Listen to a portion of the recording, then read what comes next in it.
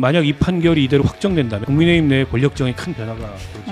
야, 니들은 다 집 샀고 강남에다 살고 또 이미 기득권 아니냐. 그렇죠. 왜 우리는 집도 못 사게 하는 거야? 다 이거에 간단해요, 아주. 네네네. 부동산도 심리예요. 조급증을 오히려 자극하는 그런 정책들이 굉장히 많은 것 같거든요. 여러모로 지금 민주당 전당대회가 굉장히 수준도 낮은 굉장히 우려스러운 상황으로 가고 있어요. 근거도 없이 만약에 제기했다. 그러면 이게 좀 진짜 큰 역풍이 불 수 있어요. 한없이가 면 시사 토크쇼 장르만 여의도 7월 23일 목요일 순서 시작하겠습니다. 반갑습니다. 정영진이고요. 조금 전에 잠깐 이야기가 나왔듯이 부동산 관련해서는 정말 다양한 관점의 다양한 논거의 다양한 이야기들이 늘 나오게 되죠. 그래서 우리 정부가 대통령 주재로 지금 부동산 대토론회를 시작을 오전 10시부터 했고요. 그리고 계속 지금 이어지고 있습니다. 중간에 저희가 잠깐 보여드리긴 했는데 어떤 결론이 나오긴 아마 좀 쉽지 않을 것 같고요. 다양한 이야기를 듣는다? 이 정도가 아마 오늘 토론회의 목적이 아닌가 싶습니다.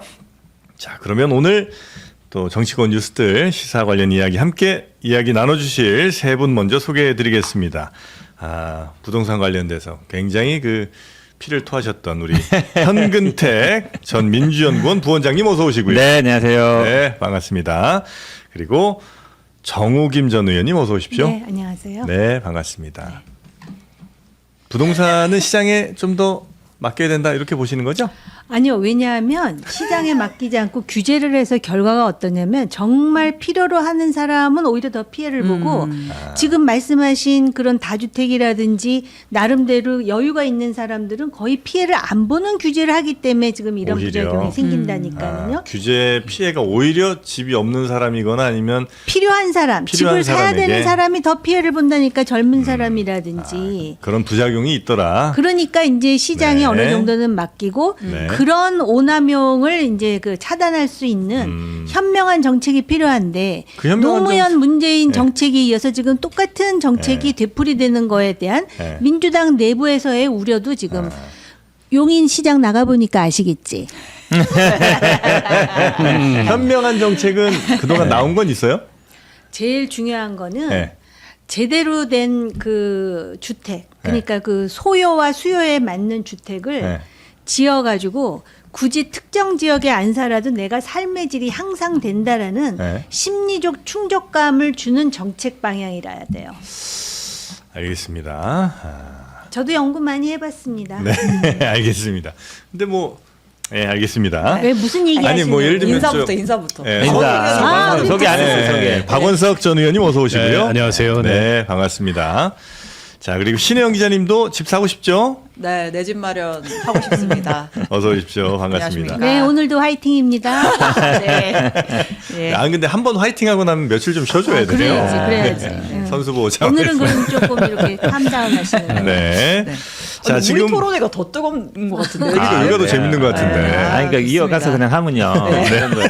저도 왜냐면 선거에서 겪어봤으니까. 그치, 그치. 졌잖아요. 진 많은 이유도 있겠지만 일단 제 잘못이 99.9%고 예. 0.001% 중에 하나가 이제 부동산 문제인데 네. 그런 거예요. 그러니까 부동산 젊은 분들이나 민주당 사람들을 바라보는 거는 야, 니들은 다 집 샀고 강남에다 살고 다 있고 이미 기득권 아니냐. 그렇죠. 근데 왜 우리는 집도 못 사게 하는 거야? 다 이거에 간단해요, 아주. 네네네네. 니들은 다 이미 집을 사 있고 강남에 좋은 데 다 살고 있는데 네. 두 채도 있고 세 채도 있는 사람도 있고. 근데 왜 우리 집을 못 사게 해? 그거에 대해서 할 말이 없어요. 그러니까 대출을 아까 말씀처럼 대출을 묶어놓고 이러기 때문에 그러면 나한테도 기회를 줘. 그 말에 대해서는 아무리 예를 들어서 이게 공공재고 이게 집값 올라서 안 되고 투기 방지해야 되고 설득이 안 된다 이거죠? 설득이 안 돼요. 네. 그 말에 답변할 수가 없어요. 네, 저는 조금 다른 시각을 갖고 있는데 그러니까 이번에 서울시장 선거의 패인을 네. 이제 부동산 정책에서 찾는 그런 분석들이 많아요. 민주당 내부에서. 근데 정원호 후보의 정책하고 오세훈 후보의 정책이 차이점이 있었냐? 차이점이 없어요. 다 그러니까 공급이요. 오세훈의 신속 기획에 정원호의 착착 개발, 네. 그러니까 같은 공급 계획이에요. 네, 그것도 맞아요. 재건축 재개발을 네. 조금 더 용이하게 하겠다, 조금 더 친절하게 하겠다. 근데 지금 서울의 정치 지형을 보면 용인은 조금 다를 수 있겠지만 이른바 자산 정치의 과잉이에요. 그러니까 국민의힘은 당연히 원래 이제 뭐 그 자산 정치를 중요하게 생각하는 정당이니까 그걸 얘기하고 민주당은 그 안에서 경쟁자가 돼 있어요. 근데 서울 지역에서 보면 오세훈이 이긴 데가 있고 정원호가 이긴 데가 있어요. 숫자로는 정원호가 이긴 데가 더 많습니다. 오세훈 시장이 이긴 데의 특징은 최근에 자산 가격이 급상승한 지역이에요. 여기 체감한 겁니다.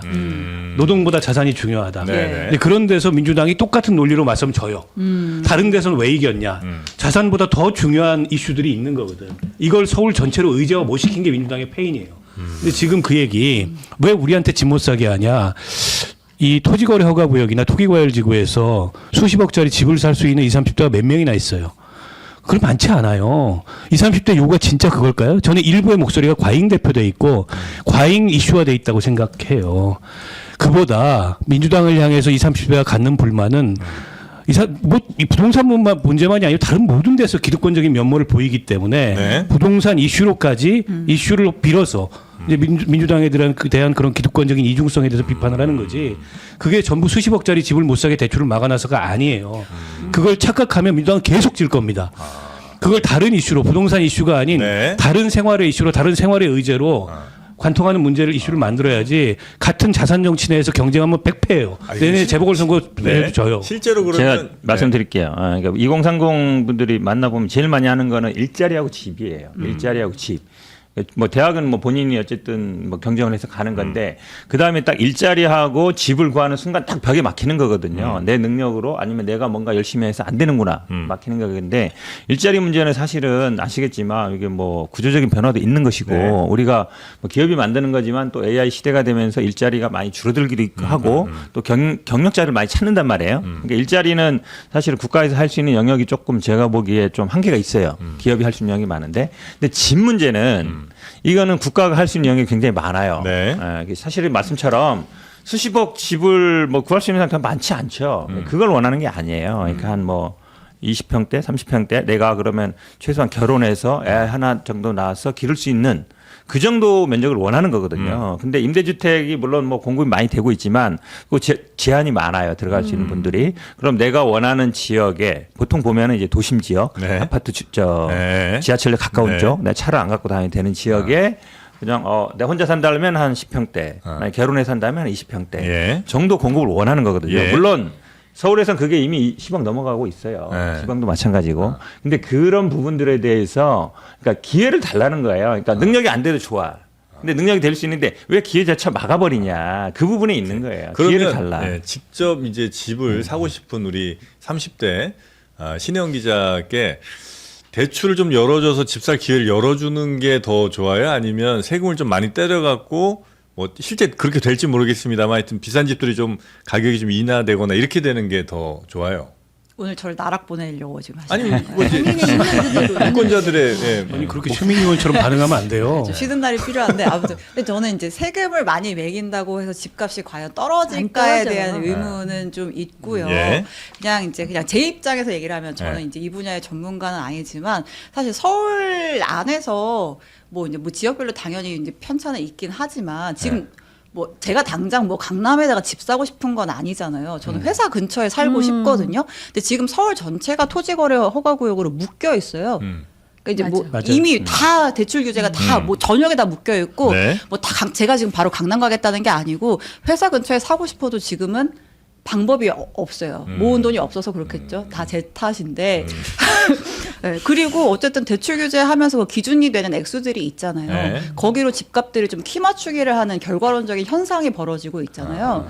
이제 그런 게 좀 보고 있으면 안타깝다. 근데 오늘 네. 이제 부동산 토론회에서도 대출 규제 완화해달라는 그 요구가 굉장히 많은 걸로 알고 있어요. 예.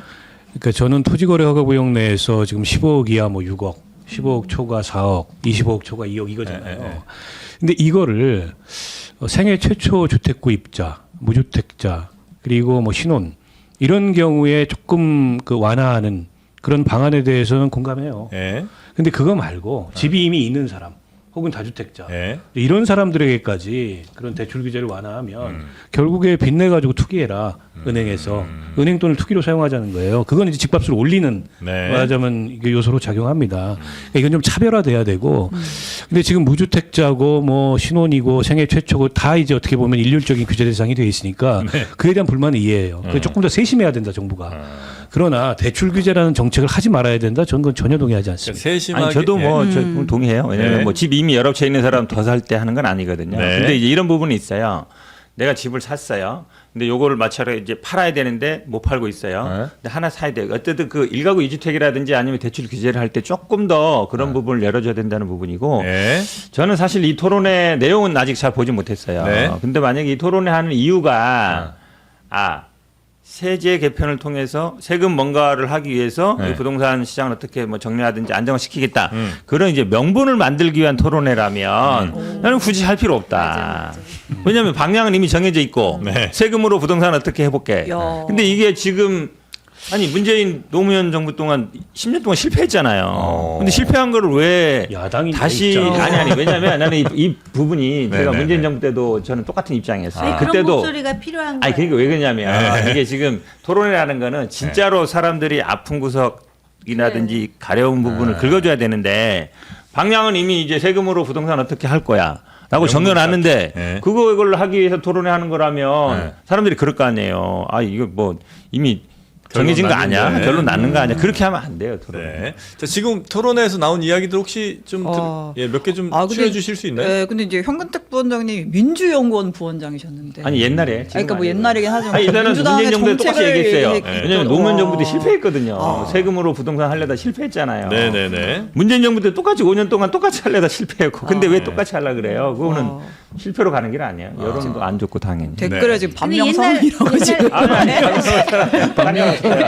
저는 옛날에도 또 10년 전에 똑같이 얘기했어요. 지금 똑같이 얘기해요. 부동산 정책만큼은 이건 나의 확고한 생각이다. 부동산 정책만 반명이다. 네. 아니, 아니, 반명은 반명 얘기 아니에요. 저희가 그냥 아니 기본적으로 뭐 제가 틀린 말이면 틀린 말인 거고 그게 네. 뭐 신명 반명 문제가 아니라 아니, 각 기본적으로 그 생각이 있으신 생각에 거니까. 대한 예, 거죠. 예, 예. 네. 그 오늘 이제 그 토론회 간략하게 좀 설명을 하겠습니다. 10시부터 시작이 됐고요. 한 100분 동안 한다고 하니까 그래도 한 30분 남았네요. 끝나가네, 뭐. 네, 대통령이 이제 직접 주재를 했고요. 뭐 이제 부동산 정책 다루는 관계 부처 관계자들, 그다음에 뭐 전문가들, 교수님들, 그리고 뭐 부동산 유튜버들, 요새 또 부동산 유튜브가 핫하지 않습니까? 네. 맘카페 운영진, 뭐 청년 포함한 일반 국민 한 140여 명이 참석을 했습니다. 시작할 때 이제 대통령의 모두 발언이 한 15분 정도 있었어요. 이제 대통령이 무슨 얘기를 하셨냐? 일단 아무래도 이제 세금 관련해서 좀 이제 정부가 준비를 하는 게 있다 보니까 그에 대해서 좀 얘기를 하려고 했던 것 같습니다. 어쨌든 최종 결론에 이르게 하는 게 바로 권력 아니냐. 불만이 필수적으로 따르겠지만 그래도 어쩔 수 없이 권한을 행사하고 그에 따른 책임도 내가 진다. 갈등과 저항도 감수하겠다. 그러니까 일단 뭐 보유세 인상 방향으로 가는데 그에 대한 뭐 저항도 어느 정도 염두에 둔 발언이다. 이제 이런 해석이 있고요. 공급 관련해서는 공급은 어쨌든 늘리면 해결이 되는데 문제는 어디서 어떻게가 마땅치가 않다. 일단 한계가 좀 뚜렷하다. 이런 언급도 있었습니다. 그러니까 예전에는 수도권이 계속 팽창할 때는 그린벨트 풀어가지고 뭐 대규모 단지 만들고 할 수가 있었는데 지금은 아예 택지 자체가 찾아보려고 하면 없다. 이런 좀 어려움을 토로하기도 했고요. 박 의원님이 말씀하신 이제 금융 관련 언급도 있었습니다. 금융은 반쯤 공적인 것이다.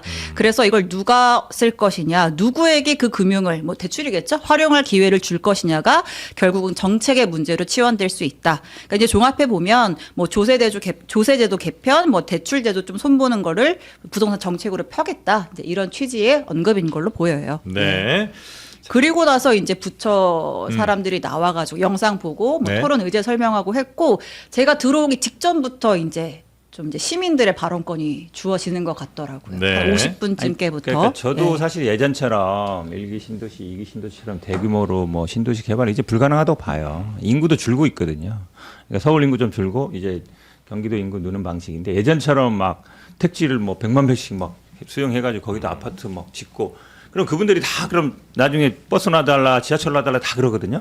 선거 때마다. 그러니까 사실은 그 정도 인구도 없어요 지금은. 네. 근데 이제 그런 아까 지금 기자님 말씀처럼 그러니까 젊은 분들이나 이런 분들이 보면 아 그래도 직장 근처에 좀 살고 싶은데 못 산다는 거잖아요. 그러니까 그게 사실은 그러면은 공급 정책이 뭐 물론 신규 분양도 있지만 임대주택을 짓더라도 도심지에 지을 수밖에 없어요. 회사가 대부분 도심지 있잖아요. 네. 그러면 뭐 지하철역 가까운데 좀 대규모로 좀 고밀도로 개발해서 청년이라든지 신혼이라든지 이런 분들한테 확실하게 내가 그래도 싼 가격에 내가 원하는 지역에 살 수 있다. 그거를 줘야 돼요. 예전처럼 저도 신도시 대규모로 짓는 거는 쉽지 않다고 봐요. 근데 네네네. 그런 확실한 신호. 그러니까 내가 도심지에 내 직장 가까운 곳에 내가 원하는 곳에 그래도 면적이 어느 정도 되는 면적을 내가 살 수 있겠구나. 그 시그널이 굉장히 중요한데 네. 그거는 정부가 할 수밖에 없어요. 누가 해요?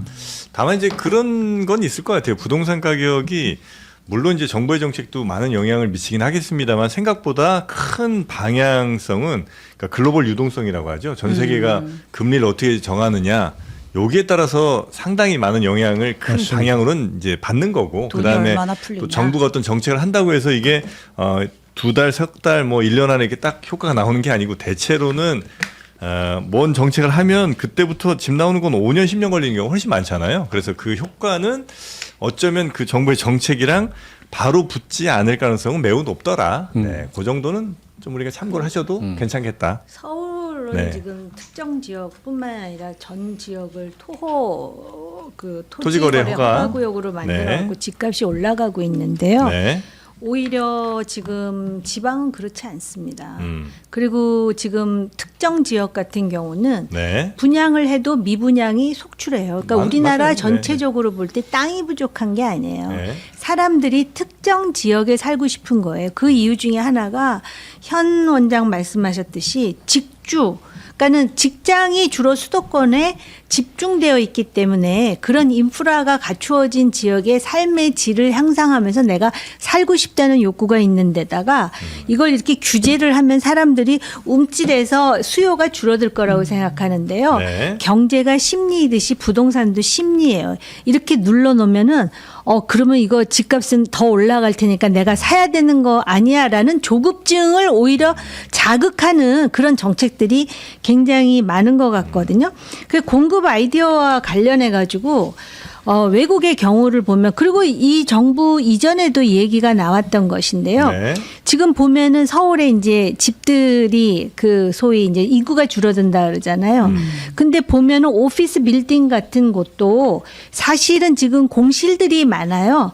그러니까는 그런 거를 활용해 가지고 미국의 뉴욕 보면은 100년 된 건물인데 그렇게 탄탄할 수가 없어요.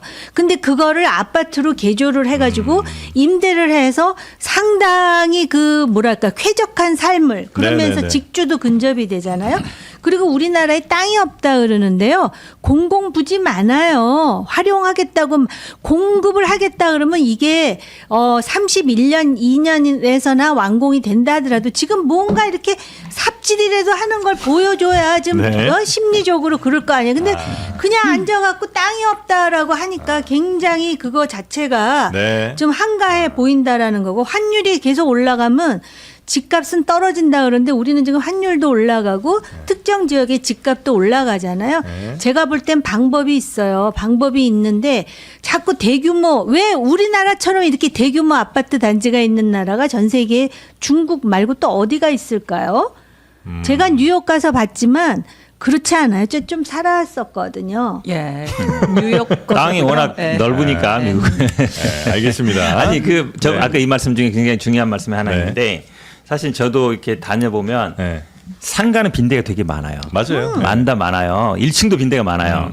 근데 어쨌든 이제 주거용과 이제 뭐 상업용 구분돼 있기 때문에 안 되는 거거든요. 근데 사실 그거를 좀 이제 오피스텔에 풀어줘야지. 풀어주려는 사람 되게 많아요. 그러니까 쉽게 얘기하면 빈 상가인데 그리고 맞아.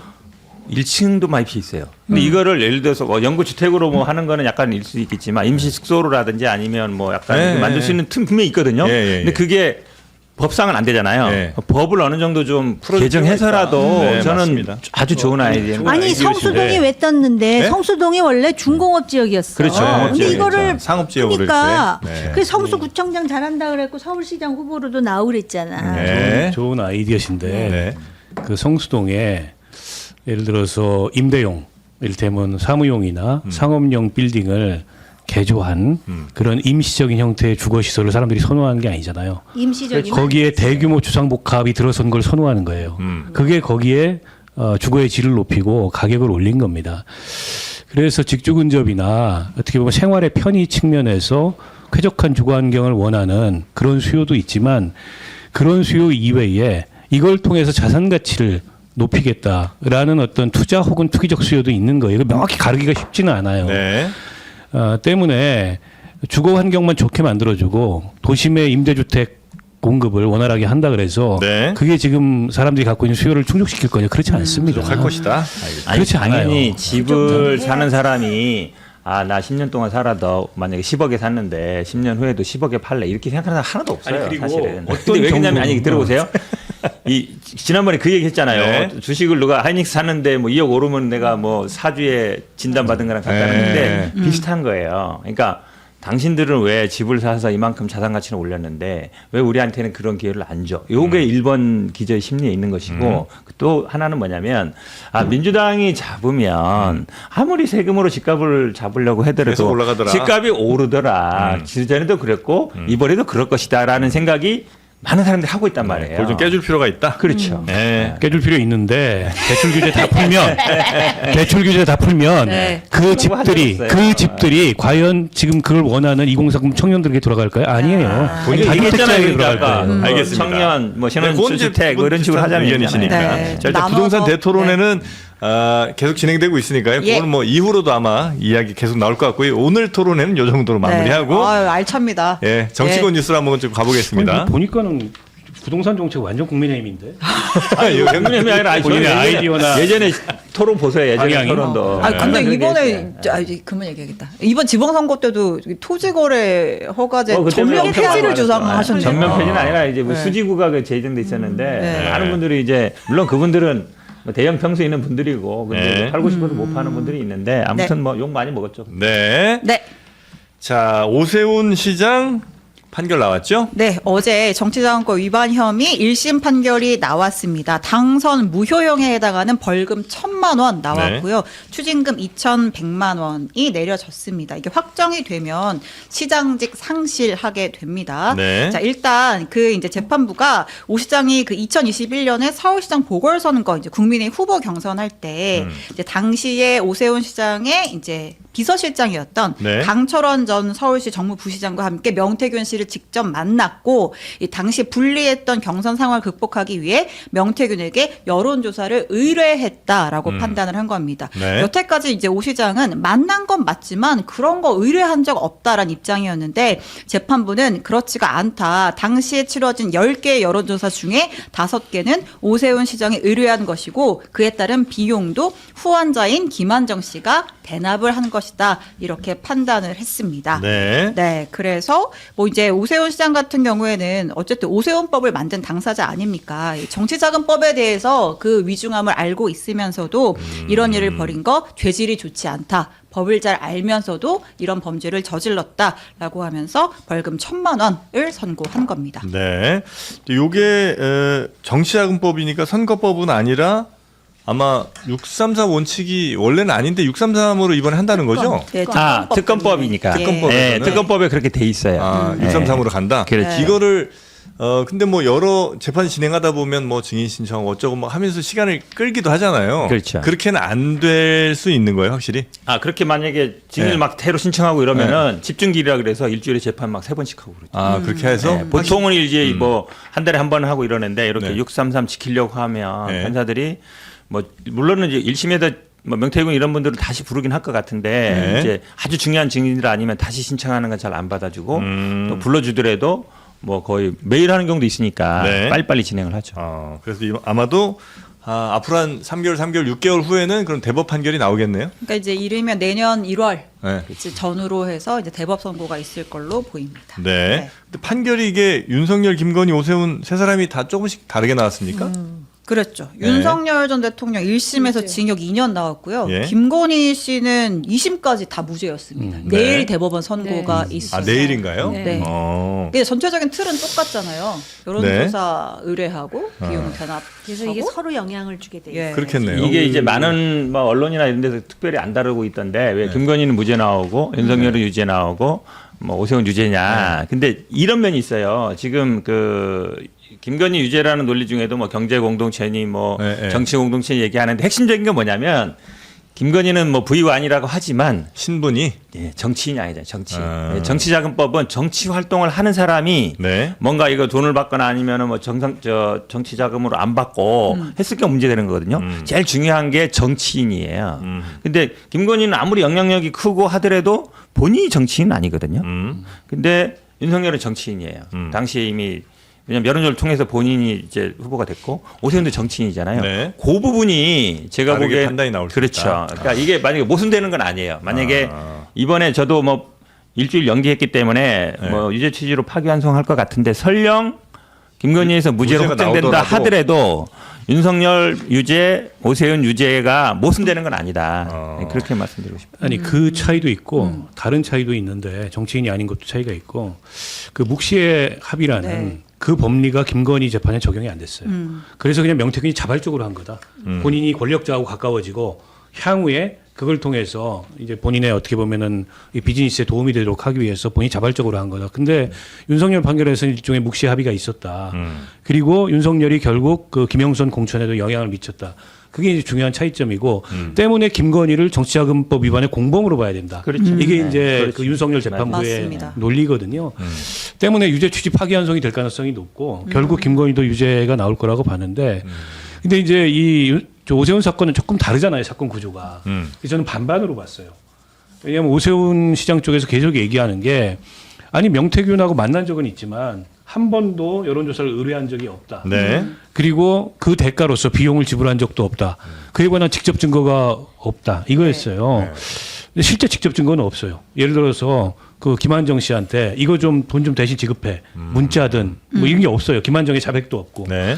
그리고 그 명태균한테 여론조사에 의뢰했다는 명시적 증거도 없어요. 때문에 이게 무죄 가능성도 있지 않을까 이렇게 봤는데 다른 정황이나 간접 증거들을 종합해서 그걸 재구성해서 재판부가 이게 이제 유죄의 심증을 갖고 판결을 내린 게 아닌가 싶은데 네. 저는 뭐 법률가가 아니기 때문에 법리를 얘기하고 싶은 게 아니고 이 정치적 효과예요. 정치적 의미와 효과. 저는 만약 이 판결이 이대로 확정된다면 가능성이 굉장히 높다고 보고요. 확정 가능성이. 그러면 이제 국민의힘 내에 권력정에 큰 변화가 오죠. 네. 근데 이제 오세훈 시장이 힘든 게 서울시장 선거도 어렵게 외로운 싸움을 해가지고 됐잖아요. 천신만고 끝에. 네. 이 싸움도 굉장히 외롭게 해야 돼요. 아. 당내에서 도와줄 사람이 형식적으로는 반대하지만 저 판결에 대해서 그렇다고 모든 걸 걸고 오세훈을 지키자고 싸울 사람이 없어요. 단 한 명도. 아. 혼자 싸워야 되는 거예요. 네네네네. 그리고 이게 확정되면 내년 4월이에요. 네. 재보궐선거가 몇 달 안 남았잖아요. 내일부터 다 재보궐선거 준비에 들어갈 거예요. 민주당도 네, 아니, 난가하는 사람들 있잖아요. 이때 되면. 아니 시간이 진짜 얼마 안 남았기 때문에. 아. 그리고 지금의 당권파 장동혁 여기는 재선거 주장했잖아요. 네. 그 사람들 뜻대로 된 거예요 지금. 그래서 지금 이 당권파나 당 지도부가 이걸 도울 리도 없고 굉장히 힘들고 어려운 싸움을 하게 됐다. 오세훈 시장은 5번째인가? 뭐 네. 이렇게 그렇죠. 좀 하고 5번째죠. 있는데 네. 사실 임기 다 따져보면 그렇죠. 만약에 이게 이제 유죄로 나오게 되면 임기 다 따져보면 사실 많이 10년이 안 돼요. 많이 못 채웠어요. 그러니까 뭐 10년이 안 돼요. 예, 변호사 입장에서 따져보면 이게 사실은 저는 뭐 유죄 가능성이 뭐 매우 높다고 봤는데 이게 전후 맥락이 그 당시 상황을 보면 나경원은 뭐 당원에서 좀 앞서고 있었고 네. 오세훈은 약간 민심에서 앞서고 있었잖아요. 네. 근데 그 당시에 보궐선거라서 여론조사로 후보를 정하는 구조였단 말이에요. 네. 그러니까 본인이 어떻게든 여론조사에서 앞서는 결과가 나오는 게 굉장히 필요한 중요하고. 상황이었어요. 예. 그 다음에 이제 만나고 사실 이 사건이 앞에 김건희, 윤석열 사건하고 가장 다른 점은 돈이 갔다는 거거든요. 예. 그 전에 돈이 안 갔잖아요. 아. 돈이 간 거는 어떻게 이게 빼박이잖아요. 빼박이죠. 예. 그런데 문제는 뭐냐면 오세훈이 먼저 연락을 했어요. 예. 1월 20일 날, 21년. 그다음 여론조사가 1월 22일, 25일, 29일 날 이루어졌어요. 돈이 2월 1일 날 갔어요. 네. 세 번 하고 얼마 갔냐? 1,000만 원 갔어요. 예. 이게 왜 그러냐면 보통 여론조사 정치하는 분들은 알아요. 보통 이렇게 비공표하면 한 300 정도 받거든요. 건당 300. 딱 그 정도 받아요. 시장가로 딱 줬군요. 그러니까 왜냐하면 이 1월 20일 날 만나고 네. 1월 22, 25, 29일 날 여론조사 하고 2월 1일 날 돈이 갔어요. 네. 근데 3번 하고 1,000만 원. 네. 너무 딱 들어맞아요, 제가 보기에. 아, 근데 본인한테 필요한 잘 만들어진 여론조사 치고는 좀 싼 거 아니에요? 아니 아, 이게 비공표였어요. 필요한 비공표. 여론조사라고 공표형도 있고 보기 비공표인데 어려운 앞에 게 세 개는 비공표형이었어요. 본인한테 유리한 결과만 나온 거는 그렇죠. 아닌 것으로 아, 이건 알고 제대로 된 있고요. 조사. 그러니까 오세훈 시장 입장에서는 아까 그 말씀하셨잖아요.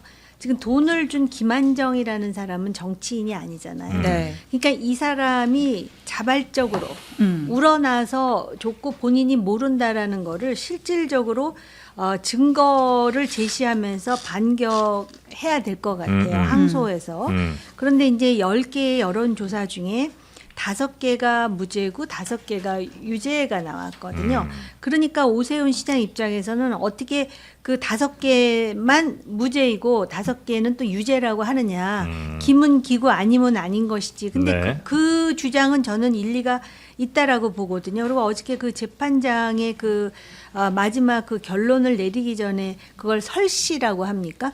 보면은 마치 또 스토리텔링 같아요. 쭉 이렇게 스토리를 만들어 나가면서 그렇기 때문에 실질적 물리적 증거는 없지만 요런 동기가 있다라고 할 수가 있고 요런 정황이 있다고 할 수가 있고 이렇게 얘기를 하더라고요. 네. 그러니까 들어보면 법을 모르는 사람은 그럴 수도 있겠다 하지만은 법의 영역에서는 확실한 물증이라는 게 굉장히 중요하다고 저는 봐요. 이게 지금 야당의 시장이기 때문에 지금 민주당 그렇게 나오는데 이 묵시적이라는 수식어 이거 율사니까 아실까? 이거 굉장히 위험할 수 있어요. 앞으로도. 그러니까 묵시적 청탁, 묵시적 의사 합의 해가지고 그러다 보니까 당장 야당에서 그러면 대통령 그 뭡니까 대북 송금 이화영 얘기 나올 때 그 관계에서 묵시적인 의사 합치가 없다라고 볼 수 있어요. 딱 이런 반격을 하더라고. 아니 어제. 그 잠깐만요.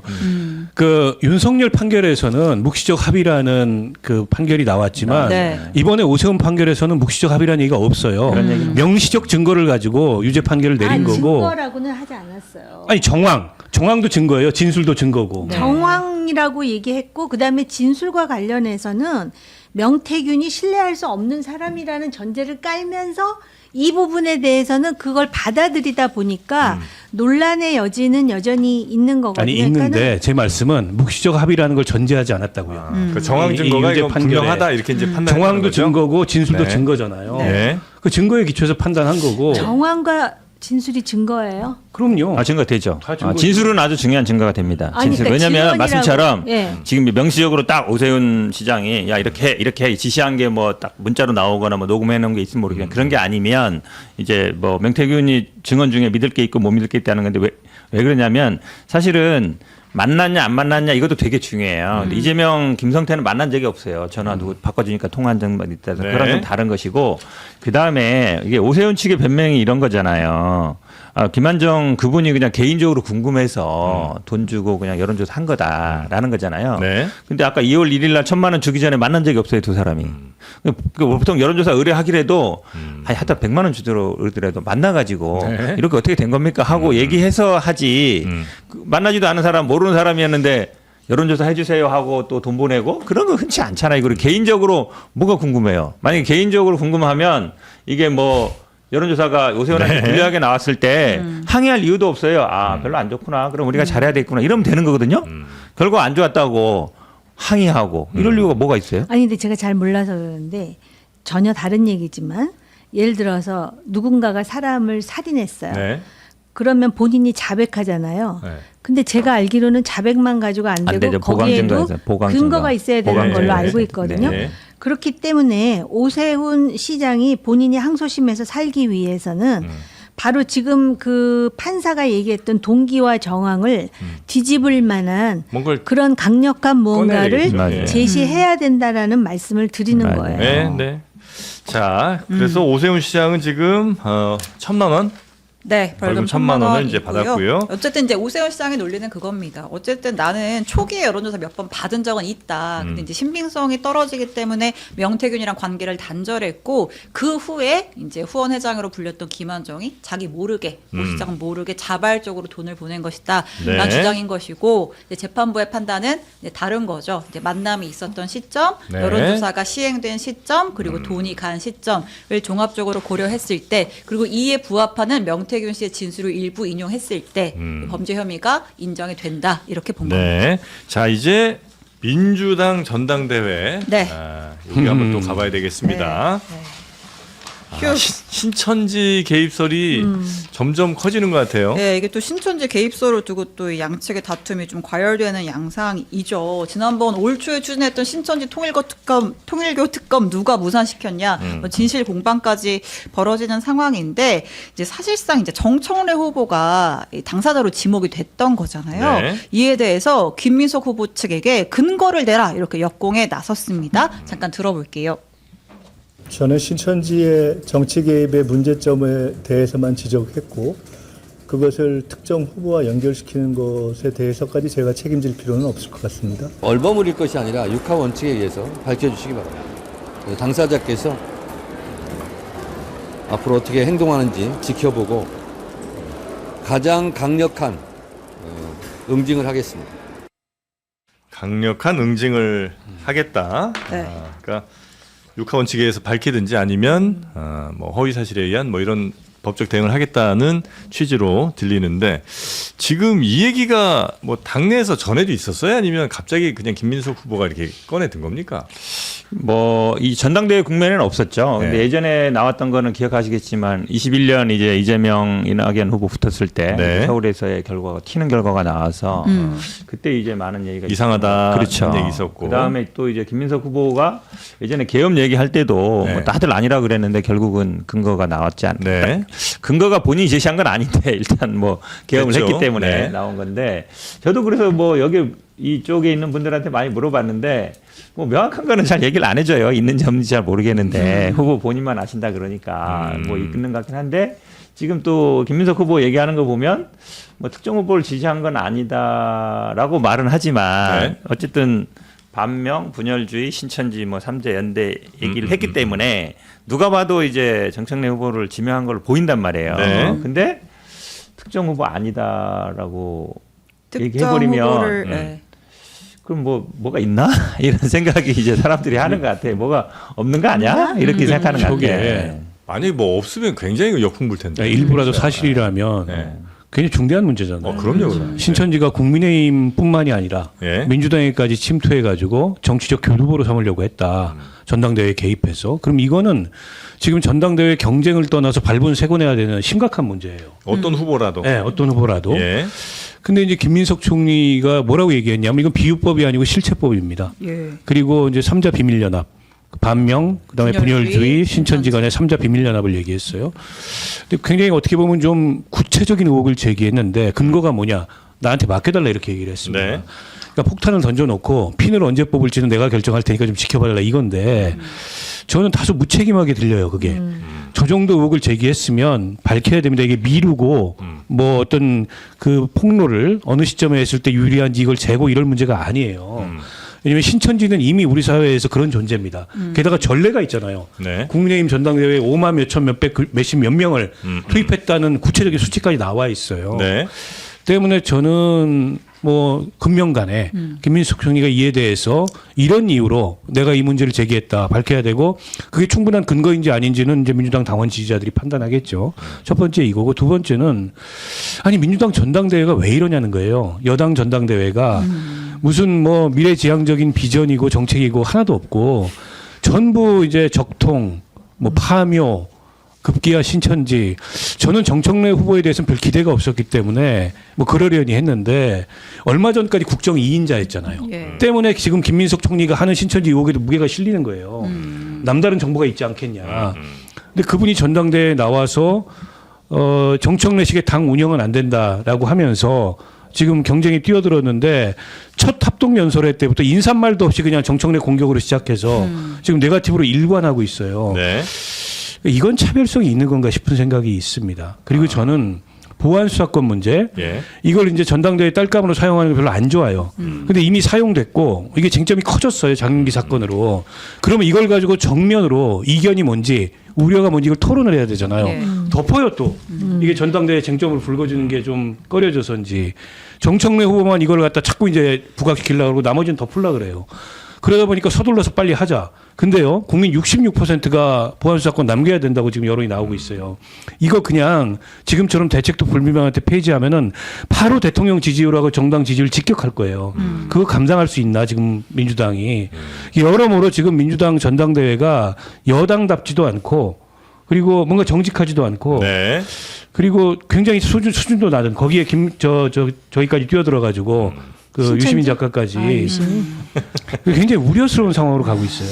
그 국민의 여론은 또 금방 바뀔 수 있다고 생각을 하는 것 같더라고요. 이게 그 강경파 쪽에서는 지금 잠깐은 이제 국민 여론이 좀 안 좋지만 이 논란이 좀 되니까 그런 태도를 굉장히 오만하게 볼 겁니다. 있으니까 국민의 모르는 여론은. 거야. 네. 국민 전체 여론을 생각해야 되는데 그 안에 있으면 네. 전체 여론에 대해서 잘 알 수가 없어요. 그 양 진영이 똑같죠. 이거는 제가 뭐 또 반박을 안 할 수가 없는 상황인데 지난번에도 와서 여기 와서 욕 많이 먹었는데 민주당의 대다수 기본적인 정서나 이거는요 뭐 노무현 대통령 걸 떠나서 수사 기소 분리예요. 이거 뭐 보안 수사권 문제가 불거진 건 최근 문제인데 사실 수사 기소 분리해야 된다. 큰 원칙은 사실은 별로 흔들린 적이 없어요. 물론 다 지켜진 최근에 거 아니에요? 그러니까 지켜진 거 아니에요? 다 안 됐죠. 수기분리 돼 정리가 안 됐죠 지금. 아, 그게 안 됐다. 그러니까 안 됐다는 요게 거죠. 인식 차이가 있는 것 네. 같아요. 그러니까 공소청, 중수청으로 네. 분리가 이제 될 예정인 건 한데 네. 그걸로 이제 어쨌든 검사가 수사하는 건 아니다라는 거에 대해서는 민주당 당원들이나 아니 기본적인 의원들이나 이런 부분들은 대부분 공감하는 부분이에요. 네. 근데 그게 이제 사실 저도 개인적으로는 작년에 그냥 공수청, 중수청 그 분리할 때 한 번에 끝났었다고 봐요. 이걸 뭐 보안수사권 논의한다고 다 만들어 놓고 형사소송법 놔두니까 이게 되는 거잖아요. 그때 끝냈어야 이제 오히려 더 나은데 어쨌든 기본적으로는 네. 분리돼야 된다라는 원칙에 크게 달라지지 않았다는 거. 물론 지금 말씀처럼 여론이 안 좋은 건 알고 있죠. 하지만 그 기본적인 원칙은 지켜야 된다는 대부분 생각하는 것 같고요. 저도 말씀처럼 뭐 김민석 후보가 얘기를 했기 때문에 네. 이 근거는 제가 뭐 끌 거 없어요. 오늘 내일 중으로 빨리 얘기해야지 더 아니면 혼탁스러워집니다. 그리고 많은 분들이 만약에 말씀처럼 뭐 근거도 없이 만약에 제기했다. 그러면 이게 좀 진짜 큰 역풍이 불 수 있어요. 이게 지금 네. 최고위원들한테까지도 번졌어요. 그러니까 그렇죠. 이제 네. 뭐 이건태 최고위원 같은 경우에 아니 후보 같은 제보받는다. 경우에는 제보 센터를 제보한다. 운영해가지고 여기서 이제 위법 사항이 발견되면 즉시 고발하겠다 네. 이렇게 나서고 있고 이제 반대로 이제 친청계 최고위원 후보들은 어제 기자회견까지 열었습니다. 이제 한민수, 뭐 이성윤, 최민희 후보가 이제 기자회견을 열어서 지금 김민석 후보의 주장대로라면 민주당이 수사 대상이 되어야 한단 말이냐? 근거를 못 대면 김민석 후보가 후보직 사퇴해야 된다. 안 하면 당 차원에서라도 조치를 해야 한다.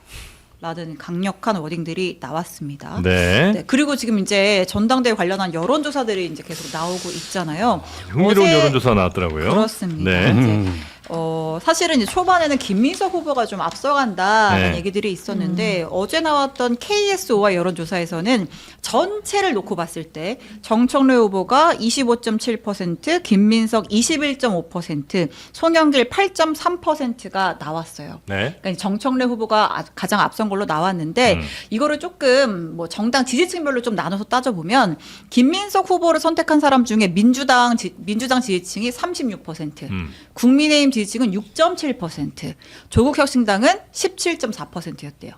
김민석 후보를 지지한 사람은 네. 네, 그 그리고요? 중에 이제 민주당이 36, 국힘이 6.7, 조국혁신당이 17.4였다는 네. 거예요. 근데 정청래 후보를 선택한 응답자 중에서는 민주당이 32.6, 그리고 국민의힘이 22.1, 그리고 조국혁신당이 61.1%였습니다.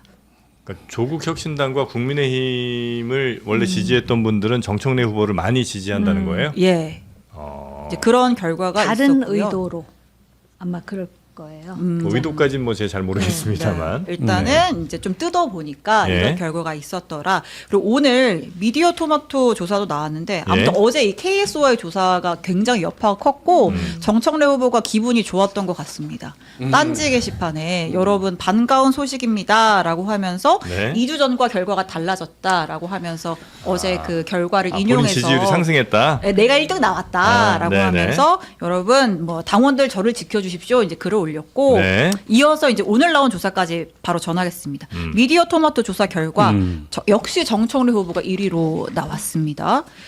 격차도 조금 있어요. 전체에서. 네, 전체를 놓고 봤을 때 정청래 33.7, 김민석 22, 송영길 11.7이 나왔고요. 네. 민주당 지지층은 어떻게 봤느냐를 지지층과 무당층.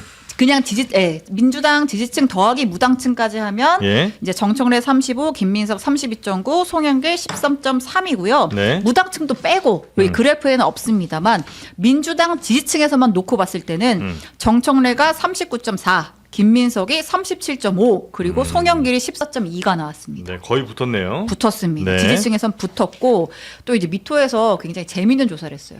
이거는 이제 내가 누구 지지에 1등 뽑는 거잖아요. 이번에 선호투표제잖아요. 2등. 2등으로는 누구 했는데 여기서는 송영길이 22.2, 김민석이 14.2, 그리고 고민정이 3등입니다.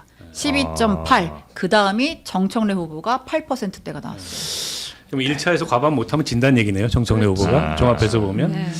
대략 보니까 아마 2차에서 다 네. 끝나는 거 아니에요? 아니 과반을 못하면 네. 결선 투표가 없잖아요. 결선은 없는데 없지만 과반을 못하면 2위 투표. 그렇죠, 그렇죠. 네, 네. 반영해 주니까. 그러니까 송영길 후보는 아마도 김민석 후보를 지지했던 분들이 2순위로 많이 아마 넣으셨던 것 같고 네. 역시 뭐 송영길, 김민석 서로 반대로 왔다 갔다 하신 것 같고 김민석 아마 연대는 분명히 있다. 예, 네. 고민정 후보는 정청래 후보를 지지했던 분들이 2순위로 좀 뽑으셨을까요? 그랬을 가능성이 있어요. 그랬을 가능성이 좀 있는 것 같죠. 네, 그렇게 차라리 고민정이 낫다 해서. 근데 저는 그 정청래 후보의 경쟁력이 지금 구도에 비해서 상당하게 나오잖아요. 구도는 뭐 일대 다로 맞고 있다 본인도 그렇게 표현을 하듯이 게다가 대통령도 뭐 별로 원하지 않는데 그러니까 세 가지 효과라고 보는데 첫째는 이슈의 이슈. 그러니까 이게 이제 보안 수사권, 그러니까 선명한 검찰 개혁. 그러니까 민주당 지지층들은 선명한 검찰 개혁을 원하거든요. 네. 그러니까 그 세세한 내용을 따져보기 전에 가장 선명한 사람이 정청래이기 때문에 거기를 중심으로 결집하는 게 분명히 있다고 보고요. 두 번째로는 언더독 효과입니다. 그러니까 내가 일대 다로 맞고 있다. 그러니까 약간 피해자 코스프레, 약자 코스프레. 근데 이게 이제 동정을 부르잖아요. 그러면서 결집이 되는 게 있어요. 세상의 표 중에 가장 강한 표는 동정표입니다. 네. 선거 때 울고 다니는 게 그 괜히 하는 게 아니에요. 그래서 하는 겁니다.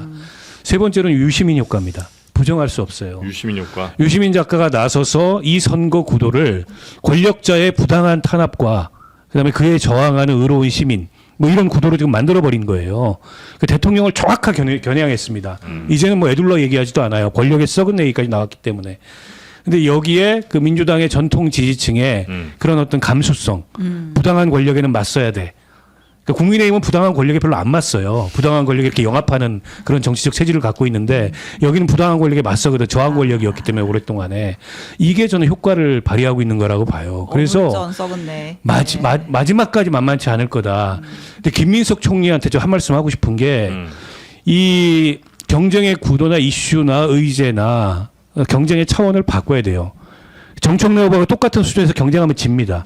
그러면 조직적 결집력이 센 쪽이 이겨요. 근데 지금 똑같은 수준으로 지금 김민석 그 총리가 눈높이를 맞춰가지고 경쟁을 하고 있어요. 김민석 총리의 어떤 메시지에도 포지티브하거나 비전이거나 이 총리를 지낸 사람 다운 게 하나도 없습니다. 그러면 제가 보기에 오히려 지금 정청래 후보한테 말리고 있다고 봐요. 이거 빨리 전환 안 하면 저는 선거 결과 장담 못 한다고 봐요. 박한석 의원님 말씀이 제가 하려던 얘기 그대로예요. 아, 그래요? 네, 근데 순서만 좀 달라요. 우선 순위 제가 보기엔 그것만 빼고 다 똑같아요. 알겠습니다. 자, 우선순위가 어떻게 달라요? 아니, 제가 보기엔 유시민 효과가 1번이에요. 아 그래요? 그럴 수 있어요. 사실은 왜냐하면 지금 말씀 잘했잖아요. 예전에 송영길 후보가 끼면서 약간 3자 구도로 가다가 유시민 작가가 나오면서 이거 완전 2자 구도로 만들어 버렸어요. 그러니까 정청래냐 아니냐. 요 구도로 만들어 버려서 사실은 방송이나 여기에서는 굉장히 유시민에 대해서 비판적이고 이런 게 많은 것 같지만 실제로 일반인들은 제 주변에 뭐 우리 집사람이나 애나 이런 거 보면 유시민은 알아요.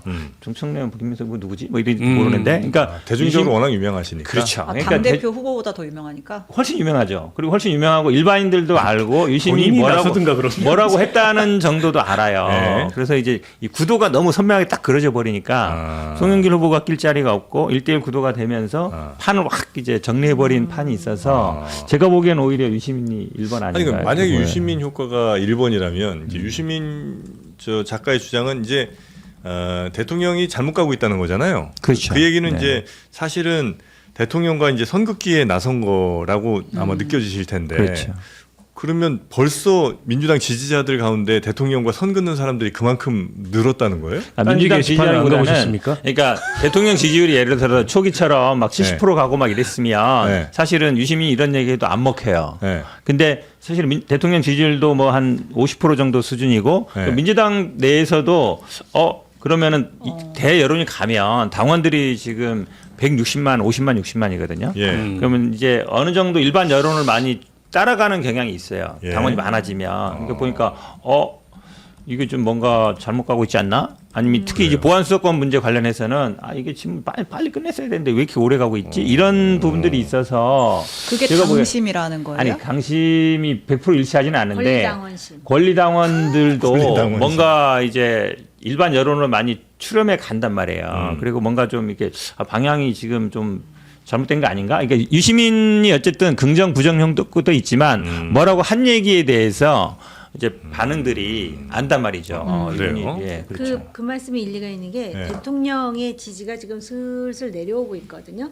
근데 사실은 공소 취소에 대해서 조금 고개를 갸우뚱하다가 보안 수사권 논란이 많으면서 실제로 보안 수사권과 관련해서 자기가 직접 그 경험하거나 겪지 않으면은 이거를 내 일이라고 이렇게 생각하지 않거든요. 이거 자체가 국민의 생명이라든지 안전과 직결되는 문제임에도 불구하고 그런데다 최근에 또 대통령이 집을 파는데 그 근저당, 그러니까 근저당에 대해서 아는 사람이나 모르는 사람이나 이런 논란이 나오면은 그 자체에 대해서 긍정적인 인식은 안 하거든요. 근데 그 사이에 유시민 작가의 그 뭐랄까 입심은 더 세지는 거지. 그리고 심지어는 어물전 썩은 내까지 나오잖아요. 네. 오늘은 또 무슨 발언을 할지 상당히 주목되는. 오늘 방송 저녁에 출연하죠. 예, 하이킥. 근데 네. 유시민 작가의 발언이 사실 이렇게 내용이 뭐 다른 내용이 들어갔다기보다는 같은 주장을 하는데 계속 수위가 높아지잖아요. 그렇죠, 그렇죠. 예. 그래서 이제 영향력에 대한 평가가 되게 많이 갈리는 것 같더라고요. 그렇죠. 그러니까 본인이 예전 같지 않기 때문에 점점 더 저렇게 조급한 마음에 더 센 말을 하는 거다 이런 평가도 있어요.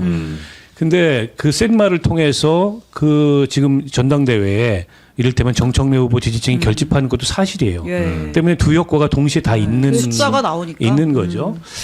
근데 저는 뭐 유 작가가 저러는 것이 옳고 그름을 떠나서 저 성격이 뭐냐. 저거는 비평이 아니에요. 더 이상. 일종의 대통령하고 권력 투쟁에 나선 겁니다. 정치 행위를 하는 거예요. 근데 이제 민주주의라는 거는 권한과 책임이 비례하는 체제잖아요. 책임을 지지 않는 사람들이 대통령과 권력 투쟁을 겨룰 만큼 저런 권력을 행사하려는 건 정상은 아니에요. 그러니까 이게 플랫폼이 비정상적으로 커지다 보니까 그걸 통해서 비정상적인 정치적 영향력이 생긴 거예요. 저걸 용인하면 안 돼요. 저는 민주당 당원들이 용인하면 안 된다는 생각이 들고 민주당 정치인들이 용인하면 안 된다는 생각이 드는데 저것과 정면으로 맞서는 민주당 정치인이 있냐 없어요. 박지원 의원님 정도예요. DJ 때도 그랬잖아 라고 하면서 그리고 친명 정치인들도 부분적으로 비판해요. 여전히 그 배경에 있는 권리당원들의 그 영향력 그 권리당원들을 어떻게 보면 영향을 미치는 김어준 씨의 영향력 네. 이런 걸 저는 의식하고 있다고 봐요. 근데 아니 석가래 무너지고 다 무너지는데 그 영향력 따져서 뭐예요. 저는 저러면은 정당이 굉장히 퇴행적인 길로 간다고 봐요. 여기서 유시민이 이기면 유시민이 대통령을 무릎 꿇리면 그게 정상입니까? 그때부터는 유시민이 권력자예요. 이걸 용인할 거냐는 겁니다. 저는 왜 민주당 정치인들이 이 문제에 정면으로 맞서지 못하는지 이해가 안 되고요. 겁나니까 그렇겠죠. 유시민 작가는 인생 그렇게 쉽게 살려고 그러면 안 돼요. 저러면 아니 책임은 아니면서 권력을 행사하려고 그러면 안 됩니다. 저러면 책임도 져야 돼요. 동시에. 정치에 나오든가 아니면 비평의 선을 지켜야 돼요. 예. 비평의 선을 안 지키고 권력 적자와 같은 영향력을 행사하려고 그러면서 책임을 안 지려고 그러는 거 저거 되먹지 않은 태도입니다. 저 받아주면 안 돼요. 대목지 않았다는 평가는 뭐 얼마든지 하실 수 있는데 그럴 만한 상황이 됐어요. 누군가가 내가 누릴 수 있어. 근데 책임 안 져도 돼. 얼마나 꿀입니까? 예. 아니 그래서 그 얘기를 저거 용인하면 안 제가 됩니다. 하려고 민주당 정치인들이 그러는데 저거 맞서야 돼요, 정말. 네. 제3자의 입장에서 보면은 아까 뭐 박지원 의원 말씀도 하셨지만 지금 누구도 그 유시민 작가를 압도할 만한 반격을 가하지 못한다는 인상이 있어요. 네. 답답해요. 그러니까 점점 영향력은 줄어들지 모르지만 아직까지도 그 유시민 작가의 정체성과 관련한 그런 어떤 그 상당히 그 진영 내에서의 긍정적 선입견이랄까 네. 이게 상당히 팽배되어 있다라는 걸 알 수가 있고요. 그 다음에 두 번째 어제였나요? 그 이분 TV. 네. 마이크는 앞에 이분 있고요. 뉴스. 네. 이분 뉴스. 네. 거기서 제가 지금 정확하게 들었는지 모르겠지만 최근에 본인이 출판한 그 유럽 기행과 관련한 책을 소개하면서 네. 그 안에 스페인 내란 부분을 쓰면서 네. 당시 2024년 12월 야당 대표 즉 이재명 대표에 대해서 썼다라는 얘기를 하더라고요. 그러니까 국회로 모여라 뭐 해가면서 썼다라는 얘기를 잠시 소개하는 걸로 봐서는 그러니까 이거를 완전히 지금 그 대통령을 경고하면서 당신 공소 취소도 그렇고 연임도 그렇고 이런 식의 어떤 그 정계 개편 시도 소위 그 재건축 시도 하면 안 돼만 있는 게 아니라 일종의 그런 어떤 그 애증처럼 나는 그만큼 대통령에 대한 애정 내지는 그런 것도 있어 인정 그런 거를 잠깐 그 젊은 앵커 앞에서 이렇게 스쳐 지나가듯이 얘기를 하더라고요. 저는 그 부분을 캐치했었어요. 네. 그건 애증은 제가 보기에 지금은 약간 그냥 변명인 것 같고요. 예. 왜냐하면 지금은 말씀처럼 전당대회 한복판이잖아요. 네. 완전히 그러니까 이게 전당대회 국면이 아니면 아무 이슈가 안 돼요.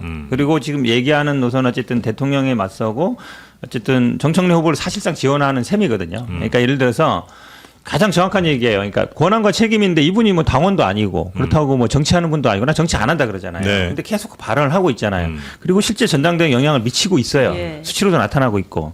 근데 본인은 그거에 대해서는 뭐 나는 정치할 것도 아니고 뭐 정계 개편은 뭔 소리냐 나 정치할 생각 없다라고 하고 있잖아요. 그러면 사실은 가만히 있는 게 최고예요. 전당대회 국면에서는 그 후보들이 나와서 후보들이 경쟁력으로 본인들이 당원도 설득하고 국민들을 설득해서 주자가 후보가 되고 당대표가 돼야 되는 것이지 네. 지금처럼 개입을 해서 누구를 뭐 만들어낸다 아니면 누구를 배제시킨다 그러면 사실상 정치 한복판에 들어와 있어요. 예. 그럼 본인이 뭐 출마를 하든가 예. 아니면 뭐 당직을 맡든가 하면 되는 거예요. 근데 그렇지도 않고 있으면서 껴든다. 그러면 누가 보더라도 정치 행위를 하고 있고 정치 영역에 들어와 있잖아요. 네. 전당대회 국면에 끼는 거고. 네. 그럼 지금 박 의원님 말씀처럼 어떤 결과가 나오더라도 본인 나중에 나는 그냥 평론만 했어 이렇게 나갈 수 있단 말이에요. 네, 내가 네. 언제 뭐 누구 지지했어? 네. 이렇게 될 수 있단 말이에요. 정말 무책임한 거죠. 아니, 그러니까 그 무책임하다고 비난할 게 아니라 그걸 막을 책임이 사실은 민주당에 있는 당에 거죠. 있죠. 맞습니다. 맞아요. 당에 있어요. 왜냐면 네, 저 당에 있어요. 미국의 그 찰리 커크란 사람도 네. 본인 그렇죠. 대통령 나오라고 그랬더니 안 나간다는 거예요. 예. 왜? 안 나가고도 내가 이렇게 편하게 영향력을 미칠 수 뭐 하고 싶은 있는데. 거 다 하고 내 영향력도 미칠 수 있는데 돈도 많이 벌 수 있고. 뭐하러 아니 내가- 나는 예. 찰리 커크도 그렇지만 왜 갑자기 쿠팡이 생각이 났지? 네. 쿠팡이요? 네. 한국에서 네. 장사해서 장사는 한국에서 하고 네. 난 미국 결국은 기업이야. 미국 기업이야 기업이야. 하면서 미국인이야. 로비하면서 그러니까. 책임을 안 지고 아니 쿠팡은 낫죠 장사라도 하니까. 그러니까 그걸 리스크를 감수하는 네, 거잖아요. 막을 책임 민주당이 유시민 맞아요. 씨가 어떤 맞아요. 리스크를 감수해요? 어떤 리스크도 감수하지 않습니다. 그렇죠. 네. 아니면 말고예요. 네. 그러니까 저는 이 문제를 민주당 정치인들이 이 문제의 본질을 회피하면 안 돼요. 그리고 정확하게 이 문제의 본질이 뭔지 말해야 되고 그에 대해서 당원과 지지자들한테 이게 우리 정치를 망치고 당을 망친다고 얘기해야 됩니다. 그냥 부분적으로 얘기하는 게 아니고. 근데 어떤 정치인도 지금 그렇게 하고 있지 않아요. 더군다나 친문 정치인들 우리가 알려진 일부는 말은 좀 심하다. 거기까지 표현하는 건 심하다. 하지만 잘 들어봐야 될 얘기가 있다. 거기 잘 들어봐야 될 얘기가 어디 있어요. 저 동기가 뭡니까? 본인이 어쨌든 지금 권력의 주인은 대통령이지만 진영의 서열은 내가 정하겠다. 진영의 권력 서열은 당신이 생각하는 거하고 다르다. 그것까지 들어오지 마라. 이 얘기를 하고 있는 거잖아요. 그게 맞아요? 죽이 되든 밥이 되든 대통령이 책임지는 거예요. 근데 왜 민주당 정치인들이 이 문제를 제대로 이 대응하지 않고 회피하는지 저는 잘 모르겠어요. 심지어 아니, 뭐- 민주당원도 아니시잖아요. 그러니까요. 그죠? 사실은 아니 저 100% 동의한다니까요. 네. 사실은 아무 권한도 없고 아무 책임도 없고 당원도 아닌데 실제로 전당대회도 들어와서 완전히 이제 판을 휘젓고 있는 상황이기 때문에 누가 봐도 이거는 민주당이 잘못된 길을 가고 있는 거고 그게 네. 사실은 뭐 저 같은 사람이 100번 얘기해봐야 소용없으니까. 그럼 누가 얘기해야 돼요? 이렇게 민주당이 휘둘리는 거에 대해서. 아니 어쨌든 뭐 평론가 영역이면 평론 영역이겠지만 당대표 후보 나온 사람들 네. 이 지금은 이 여기에 대해서 말을 해줘야 돼. 그래서 저는 정청래 후보도 노코멘트 하겠다는 말은 저는 잘못됐다고 봐요. 자기한테 유리하니까 노코멘트. 아니, 그러니까 예를 들어서 이런 부분이 잘못됐다. 아니면 나는 전당대회 국면에서는 당대표 후보들끼리 논쟁을 하는 것이고 논평가 영역 대해서는 우리 당대표 끼지 말아라. 선거에. 이렇게 딱 잘라줘야 돼요. 그렇게 해야 되는데 두 분은 비판하는데 정청래 후보는 아유 뭐 노코멘트 이래버리면 용인하는 거잖아요. 네. 아니 용인하는 진영이 거지. 확실히 네. 갈라지는 거지. 진영. 아니 그러니까 그래서 사실은 저는 그것도 네. 잘못됐다고 봐요. 그러니까 그게 저희 잘못됐다고 엊그제 생각. 최민희 의원 네. 인터뷰했을 때도 이제 그렇게 얘기를 하셨죠. 평론가가 평론을 하는 게 뭐가 문제냐. 음. 이렇게 이제 얘기를 그렇게 하셨었는데. 봐버리면 아, 그래서 계속 뭐라고 용인하는 하셨어요? 거예요, 그거. 아, 나는 오히려 우리 신 기자가 뭐라 그랬는지 궁금해. 저게 평론입니까라고 심리자 질문을 한 아, 거죠. 저는 계속. 유시민 작가가 정치를 하고 있다고 생각합니다. 네. 자, 하여튼 그게 만약에 잘못됐다 판단하신다면 당에서 어떤 조치를 아마 취하셔야지 그게 책임지는 자세가 아닐까 하는 생각이 좀 들고요. 아니, 친명계에 이제 반발이 있기는 있습니다. 네. 일단 어쨌든 이게 정치 선동이 도를 넘었다. 이제 이런 반응들이 나오고 있고 김영진 의원 같은 경우에는 유 작가가 왜 저렇게 하는 것 같냐라는 질문을 받고 화가 많이 나서 그래요. 화가 오늘 쌓여 아침에. 병이 됐고 그 병이 더 심화된 것 같다. 정확한 얘기예요. 아프다고? 많이 아프다고? 합병이에요 저거. 얘기를 네. 했습니다. 울분. 자, 그리고 스트레스가 많으셨는지 해외 출장을 많이 가신 분들이 또 있네요. 네. 아, 요거 갈까요? 주진우 의원이 제기를 한 이야기인데요. 네. 이제 우원식 전 국회의장이 2년 재임 기간 동안 이제 해외 출장을 14차례 갔는데 이제 모두 배우자가 동행을 했고 총 비용이 82억 원 가까이 들었다라고 하면서 이 배우자의 동행 경위와 예산 집행 근거를 공개하라 이제 이렇게 주장하고 나섰습니다. 네. 근데 많은 사람들이 같이 움직이니까 아마 이 금액이 나왔겠죠. 설마 두 사람이 간 건 아닌 것 같고 그죠? 그렇죠. 이게 이미 수행단을 꾸려서 가잖아요. 그래서 수행 의원도 있고 사무처 직원도 있고 뭐 경호 의전 인력 등등등이 있고 뭐 이제 국회의장의 경우에는 뭐 앞서 우리 논란됐던 그 노태학 선관위원장이랑 다르게 네. 외교 관례상 이제 내외가 동행을 해서 가는 경우가 있어서 동급으로 보기는 좀 힘들 것 같긴 해요. 그리고 이제 뭐 둘에 들어간 비용이 아니라 수행단 전체에 들어간 네. 비용이다. 해당 한 6억 좀 예, 됐고요. 다만 이제 82억이라고 하니까 많긴 많다. 2년 동안 쓴 거죠 이게. 그렇죠, 그렇죠.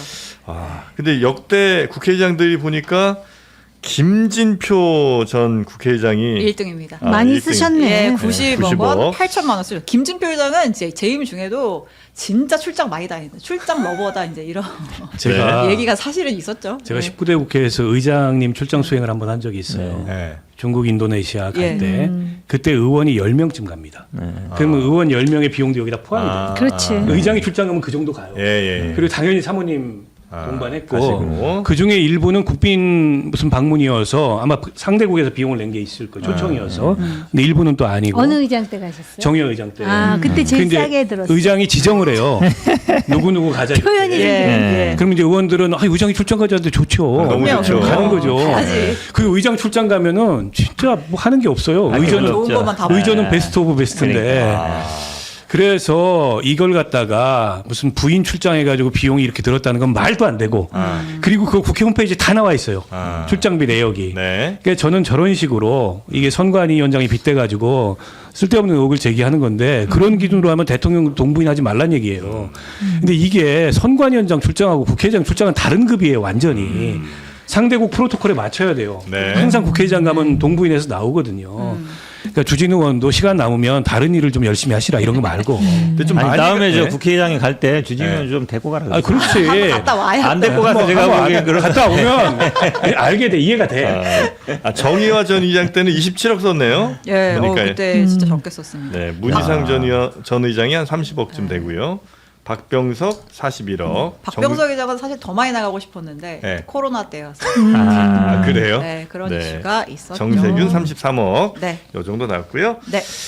우의장 측의 입장도 전해드리겠습니다. 일단 사무처에서는 네. 국회의장이 의회 정상 외교에서 배우자를 동반하는 건 관례다. 외교상의 관례이고 의례다라는 네. 입장이고 우전 의장 측도 국회 역할과 위상을 줄이자는 식의 혐오를 동반한 반정치적인 주장이다. 이렇게 강하게 반발을 했습니다. 네, 알겠습니다. 혹시 제투리 뉴스 하실 거 있을까요? 제투리요? 네. 시간이 좀 많이 지나긴 했습니다만. 그냥 진짜 가벼운 뉴스로 하나만 네, 가겠습니다. 하나만 갈게요. 덥잖아요. 네. 일본은 더 덥다 그러잖아요. 네. 여기 별의별 걸 다 만들잖아요. 인간 냉장고가 등장했다고 합니다. 아, 사람 들어간 냉장고. 네, 오. 저렇게 생겼대요. 네. 근데 약간 들어가면 기분 이상한 것 위험하지 같지 않을까요? 않아요? 위험하지 않아요? 안에서 열리긴 하겠죠. 안에서 열리고 저게 이렇게 일부 자판기에 나라잖아요. 네. 저 그냥 콘센트만 꽂으면 작동되는 거라서 아. 저 약간 길가에 놓을 수도 있을 것 같아요. 시원하게. 네, 잠깐 이제 앉아 너무 있는 더울 건데 약간 좀 이렇게 좀 내가 좀 약간 그 중육점에 아니, 들어가 있는 거 어릴 때 같은 그렇게 느낌 해보지 있지 않아요? 않았어요? 더우면 냉장고에? 냉장고에 이제 큰일 나. 그게 안 아니, 열릴 텐데 아니 안에서. 그러니까 완전히 들어가는 건 아닌데 이제 반 좀 들어가서 머리 씹어가지고. 이거 하잖아요. 네. 옛날에 에어컨이 재밌는 없었으니까. 네. 자, 그런 것도 있었다는 사실 네. 하나 전해드리면서 뉴스는 이 정도 보고요. 아, 드디어 밥 사 먹을 좋은 김 하나가 나왔습니다. 그렇습니다. 바다다 명란김. 네, 우리나라가 반도체는 1등이고요. 또 검은 반도체라고 검은 반도체. 불리는 김이 또 전 세계에서 인기를 아주 끌고 있습니다. 네, 160만 유튜버 힙합도 선택한 바로 그 김. 누적 판매량 200만 봉지 돌파했습니다. 옥수수 기름과 참기름에 2번을 구웠고요. 100% 국내산 김입니다. 그리고 명란 있어요. 맛이 보이나요? 약간씩 이렇게 묻어 박혀있죠. 있구나. 명란이 콕콕콕콕콕. 이래야 좀 짜죠. 짭짤한 맛이 있네요. 짭짤한 맛이 있어요. 제가 밥반찬도 밥반찬인데 이거 딱 맥주 한 잔. 맥주 안주네. 그렇습니다. 네. 아, 약간 정확합니다. 그리고 매콤한 맛이 살짝 도네요. 매콤한 그래. 맛도 있고. 네. 자, 품질과 안전이 입증된 전국 초, 중고, 급식, 앤드 백화점에 동시 납품하는 느끼함 없는 매콤 담백함. 정말 술안주로도 괜찮은 바로 이 김, 바다다 명란김. 자, 20봉 한 박스에 9,500원입니다. 네. 무료 배송까지 해드린다고 하니까 네, 이럴 때 한번 주문하셔서 이런 건 좀 많이 사두고 집에서 그냥 계속 밥 반찬 그렇죠. 네, 맛있어요. 다 먹을 것 같은데나.